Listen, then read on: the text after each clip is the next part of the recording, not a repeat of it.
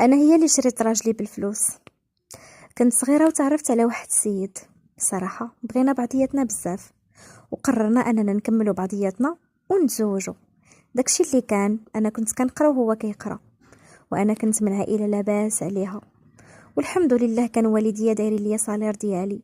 كل راس سيمانه كيعطيوني داك الصالير، وهو ما كانش الصراحه يعني هكا عنده الفلوس وداكشي. كنت ديما كنصوفيه، انا اللي كنت كنساليه ونخرجه ونعطيه الفلوس والصالير ديالي كنقسمو معاه، وفي نفس الوقت داكشي اللي كيبقى ليا من فلوسي شايط حتى هو كنت كنصوفيه به.